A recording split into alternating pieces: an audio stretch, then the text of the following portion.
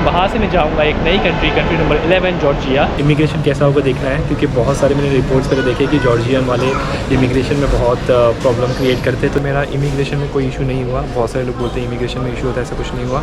E visa मेरा था, मैंने ई वीज़ा दिखाया, सिर्फ 2 ही चीज़ मांगा, ई वीज़ा और पासपोर्ट। बस सुबह चलती है, सुबह 7 बजे के बाद चलती है।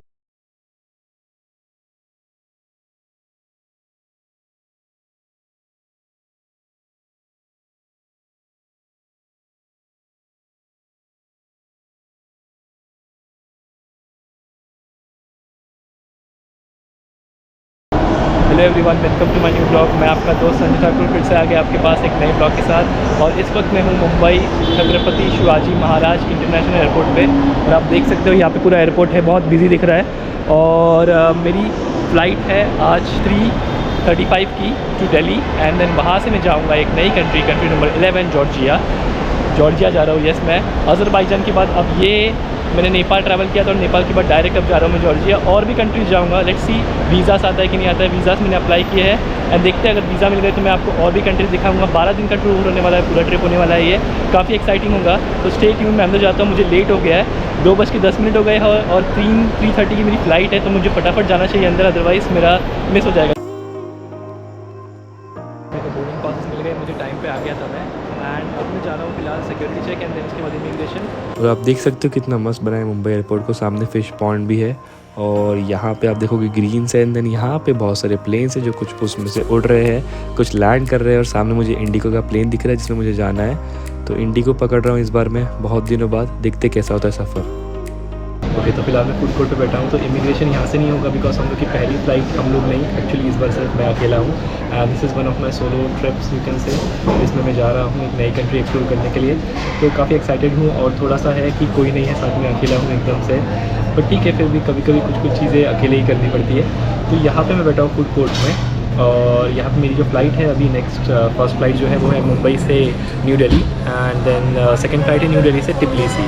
सो बेसिकली मैं जा रहा हूँ जॉर्जिया। एंड जॉर्जिया में इमिग्रेशन कैसा होगा देखना है, क्योंकि बहुत सारे मैंने रिपोर्ट्स पर देखे कि जॉर्जियन वाले इमिग्रेशन में बहुत प्रॉब्लम क्रिएट करते हैं। तो लेट्स सी, मेरे पास वीज़ा तो है मल्टीपल एंट्री, और मुझे एक और कंट्री जाना है, दैट इज़ आर्मेनिया। उसका वीज़ा अब तक आया नहीं है, अप्लाई कर दिया है, 2 बार डिक्लाइन हो गया पहले मेरा वीज़ा। ये मैं आपको पहुँच के बताऊँगा जॉर्जिया क्यों डिक्लाइन हुआ, और आप क्या प्रॉब्लम ना करें। मैंने 12 डॉक्यूमेंट्स लगाए थे, इतने सारे डॉक्यूमेंट लगाने के बाद भी लोग ने डिक्लाइन कर दिया, तो उनका कोई भरोसा नहीं है।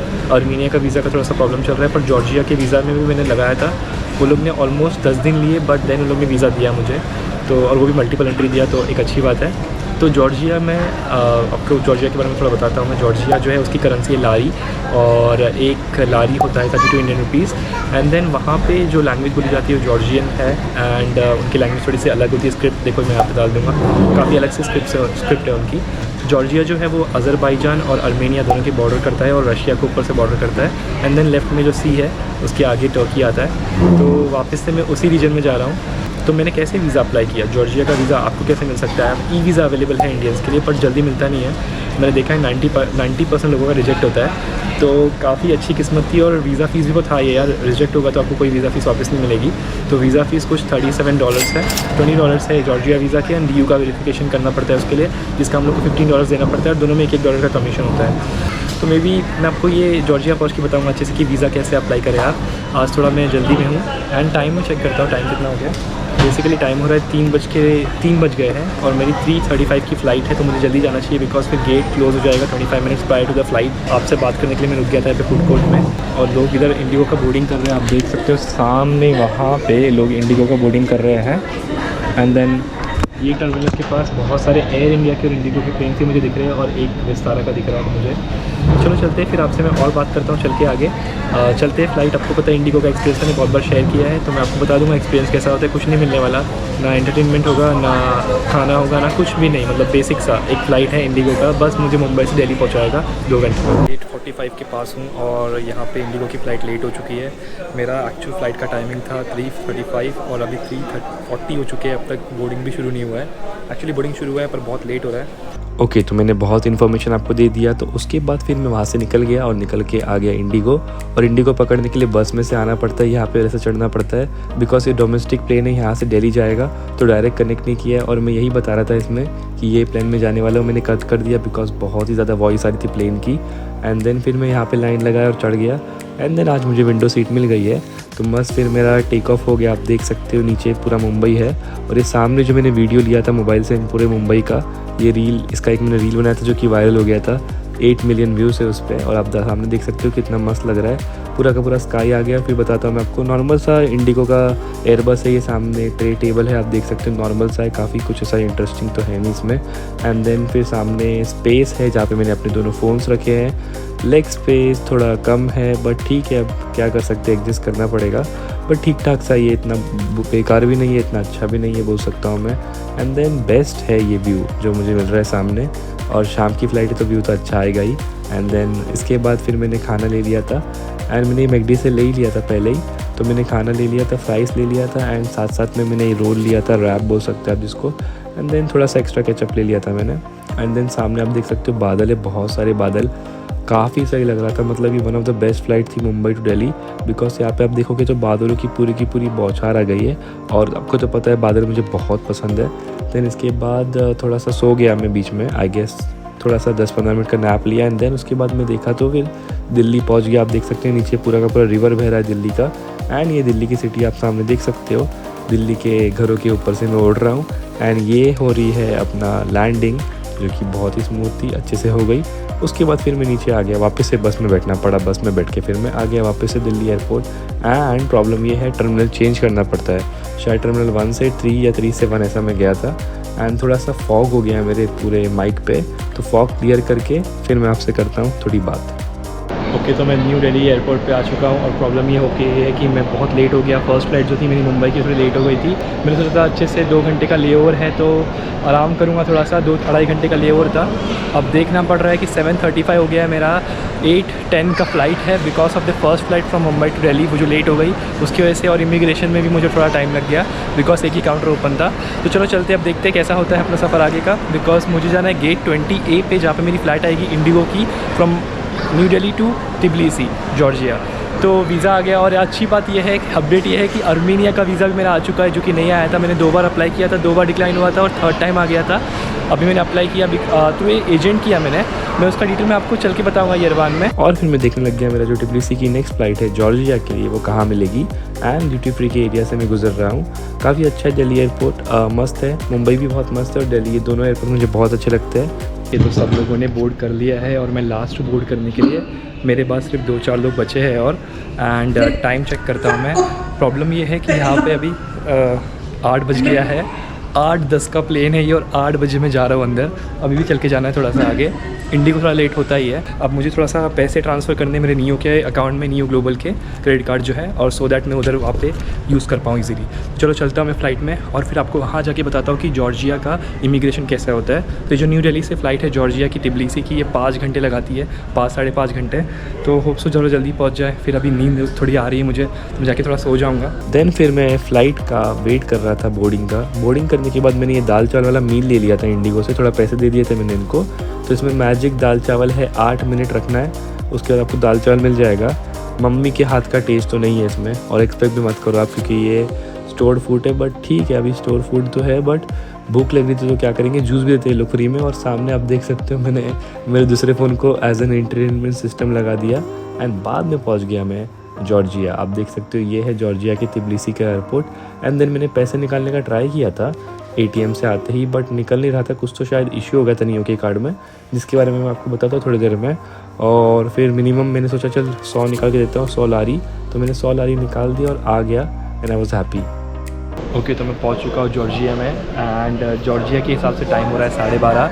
एक्चुअली मेरी फ़्लाइट जो है वो 11:30 को ही आ गई थी। तो सबसे पहले मैं गया पासपोर्ट कंट्रोल में, एंड वहाँ पे जाने के बाद मैंने उनको दिखाया मेरा पासपोर्ट। उन्होंने चेक किया, कोई क्वेश्चन नहीं पूछा। मैंने बोला हेलो हेलो बोलने के बाद मैंने उनको दिखाया पासपोर्ट। उन्होंने मेरा जो अज़रबैजान का स्टैम्प था एग्ज़िट और एंट्री, उसके नीचे ही बराबर स्टैम्प किया तिबलिसी का।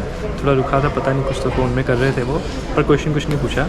एंड देन उसके बाद उन्होंने स्टैम्प लगाया और आ गया मैं बाहर। देन उसके बाद मेरा नियो का जो नया कार्ड कार्ड आ गया है, क्रेडिट कार्ड, उसमें मैंने चेक किया। एक्चुअली उसमें प्रॉब्लम ये है कि आपके पास जितना एफडी होगा उतना आप विड्रॉ कर सकते हो। मेरा एफडी सिर्फ 5000 का था एंड पर मैंने डाला था उसमें बहुत सारे पैसे, बट मैंने उसको एफडी में कन्वर्ट नहीं किया और उसको सुबह ही कर सकता हूँ मैं अभी। तो मैंने निकाल दिया फिर कुछ 100 लारी जितने के लिए मुझे घर जाने के लिए इतना चाहिए। यहाँ से मेरा हॉस्टल कुछ अराउंड 12 किलोमीटर है, 25 मिनट्स लगेगा कैब में।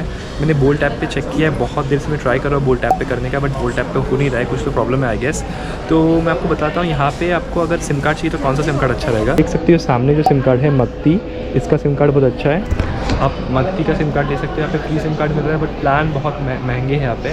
तो अगर आपको सस्ता चाहिए तो आप एक काम करता हूँ, मैं आपको दिखाता हूँ पहले चल के। मेरे पीछे देख सकते हो ये है मक्ती का सिम कार्ड का, देन यहाँ पे से आप सिम कार्ड ले सकते हो, बट यहाँ पे बहुत एक्सपेंसिव है। 30 जेल मिनिमम दिखा रहा था मुझे, और मुझे इतना स्पेंड नहीं करना सिम कार्ड पे।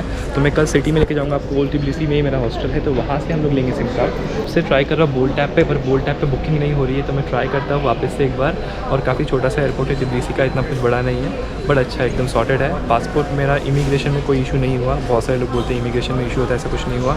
ई वीज़ा मेरा था, मैंने ई वीज़ा दिखाया, सिर्फ 2 ही चीज़ मांगा, ई वीज़ा और पासपोर्ट, दैट्स इट, और कुछ भी नहीं मांगा। टिकट भी नहीं देखते वो लोग, रिटर्न टिकट है, कहाँ जा रहे हो, कोई क्वेश्चन नहीं पूछा मुझे कि इसके बाद कहाँ जाओगे, क्या करोगे, कितने दिन रहोगे, नो क्वेश्चन आस्क्ड। ठीक है, तो चलो फिर मैं अभी वापस से ट्राई करता हूँ। मेरी बैटरी सिर्फ 5% है, तो मैं बोल्ट ऐप पे एक बार वापस से ट्राई करता हूँ, हो जाएगा तो फिर मैं आपको बताता हूँ। ओके, तो मैं टैक्सी का वेट कर रहा हूँ। मैंने बोल्ट ऐप पे फाइनली कर लिया टैक्सी। एक्चुअली यहाँ पे 2 वाईफाई है, एक है टिब्लिसी लवसी और एक है टिब्लिसी एयरपोर्ट्स। टिब्लिसी एयरपोर्ट्स में मैं बहुत देर से ट्राई कर रहा था, नेटवर्क बहुत गंदा था, कुछ नहीं हो रहा था वहाँ पे। टिब्लिसी लव यू से किया तो मेरा टैक्सी बुक हो गया फटाफट, and it is taking around 18 lari, 18 GEL बोल सकते हैं आप इसको। यहाँ से लेके मुझे ओल्ड टिब्लिसी तक ले रहा है, तो अभी मैं अकेला हूँ तो मुझे फिर पूरा भरना पड़ेगा। अगर आप 4 लोग रहोगे तो आप इजीली डिवाइड कर सकते हो। दूसरी बात, बस जो है यहाँ पे बस सुबह चलती है, सुबह 7 बजे के बाद चलती है। ट्रेन जो है वो भी चलती है सुबह आई गेस 8 बजे, 8:30 बजे के बाद। तो अगर आप ये टाइम पे आओगे, रात के टाइम पे, जो कि अभी टाइम हो रहा है 1 बज रहा है रात का, तो यहाँ पे सिर्फ आपके पास टैक्सी का ही ऑप्शन बचता है, आप पब्लिक ट्रांसपोर्ट से ट्रैवल नहीं कर सकते। तो चलो फिर चलते हैं, लेट्स गो। अच्छा लग रहा है, एयरपोर्ट काफ़ी छोटा सा है, अच्छा है। और यहाँ पे जो टाइम है वो इंडिया से 1.5 आवर्स पीछे चलता है। तो अगर यहाँ पे अभी 1 बजे तो इंडिया में 2:30 हो चुके रहेंगे रात के। तो I guess taxi is here, तो चलो चलते हैं टैक्सी में। और आप देख सकते हो सामने मैं वेट कर रहा हूँ अभी भी मेरी कैब का, और सामने एक पुलिस की कैब भी खड़ी है, सो दैट कोई प्रॉब्लम ना हो यहाँ पे। तो पुलिस हमेशा रहती है एयरपोर्ट पे और they are there to help you. And then यहाँ पे आ गई मेरी कैब, मैंने फिर खोला इसको, पीछे सामान डाल दिया और आगे जाके आराम से बैठ गया अपने कैब में। तो एकदम कंफर्टेबल थी, बंद किया, थोड़ा ठंड लग रही थी मुझे तो बंद करके आराम से बैठ गया। एंड देन थोड़ा सा वीडियोस निकालने लग गया एयरपोर्ट का। ये है एयरपोर्ट के, टिब्लिसी एयरपोर्ट के इंटरनेशनल टर्मिनल अराइवल्स का, जो मैंने आपको दिखाया। फिर मैं पहुंच गया यहाँ पे बीच के रोड पे। आसपास आप देख सकते हो पूरी ट्रीज है और एकदम लाइट बहुत कम है, रात का टाइम में तो लाइट लोग कम रखते हैं। एंड थोड़ी सी बारिश भी हो गई थी। एंड देन फिर थोड़ा थोड़ा चल के हम लोग मतलब ड्राइव करके हम लोग सिटी की तरफ आ गए। अब देख सकते हो सिटी के अंदर घुस रहा हूँ मैं, और ये मेन एरिया जहाँ पे मैं अभी ड्राइव हम लोग कर रहे हैं। राइट साइड में रिवर है, रिवर के ऊपर एक पहाड़ जैसा है, पहाड़ के ऊपर यहाँ पे चर्च है, आप देख सकते हो ये मैथ की चर्च है, बहुत ही फेमस है। एंड देन फिर यहाँ से हम लोग सिटी सेंटर के एरिया में जा रहे हैं। तो बाकी का क्या किया मैंने और कैसा गया मेरा जॉर्जिया का ट्रिप मैं आपको बताऊंगा नेक्स्ट व्लॉग में। तो तब तक के लिए स्टे ट्यून। अगर आपको मेरा काम अच्छा लगता है तो प्लीज़ लाइक कीजिए गाइस, शेयर कीजिए और सब्सक्राइब कीजिए मेरे चैनल को। आई thank you so much for watching. मिलते हैं नेक्स्ट व्लॉग में, तब तक के लिए सायोनारा। जॉर्जिया से टिब्लिसी में from I'm too from Germany, and we met in a hostel. Just, what, 10 minutes before. Blue है, पानी तो नहीं चढ़ा है भाई? और भाई ने मेरी हेल्प की। नहीं हेल्प तो नहीं की, बट इनको तो पहले से पता है। तो ये भी ब्लॉग करते हैं। बिजी स्ट्रीट पे चल रहा हूँ, मुझे जाना है रुस्ता वैली।